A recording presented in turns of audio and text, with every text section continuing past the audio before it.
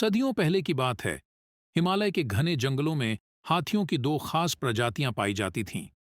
एक प्रजाति थी छद्दंत और दूसरी प्रजाति का नाम था उपोसत।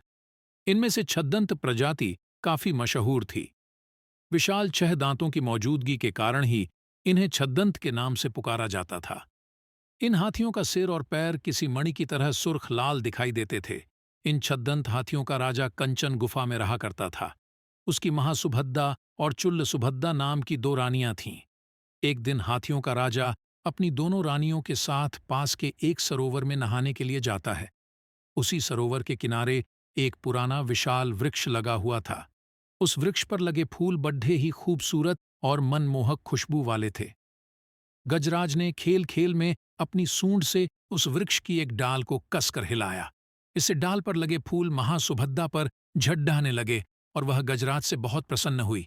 वहीं वृक्ष की सूखी डाल पुराना होने के कारण गजराज की सूंड का जोर झेल न सकी और टूटकर फूल समेत गजराज की दूसरी रानी चुल्ल सुभद्दा के ऊपर जा गिरी। हालांकि यह घटना संयोगवश घटी, लेकिन इसे चुल्ल सुभद्दा ने अपना अपमान माना और उसी वक्त गजराज के निवास को छोड़ डाकर कहीं दूर चली गई। जब गजराज को इस बात का पता चला तो उसने चुल्ल सुभद्दा को बहुत ढूंढा, लेकिन वह कहीं नहीं मिली। कुछ समय बाद चुल्ल सुभद्दा की मौत हुई और मरने के बाद वह मध्य राज्य की राजकुमारी के रूप में पैदा हुई। युवा होने पर उसकी वाराणसी के राजा से शादी हुई और वह वाराणसी की पट्टरानी बनी। पुनर्जन्म के बाद भी वह छद्दंतराज द्वारा भूलवश हुए उस अपमान को भूली नहीं और उसका बदला लेने का सोचती रही। एक दिन मौका पाकर उसके वाराणसी के राजा को छद्दंतराज के दांत हासिल करने के लिए उकसाया। परिणाम स्वरूप कुछ कुशल निषादों के समूह को राजा ने गजराज के दांत लाने के लिए भेज दिया।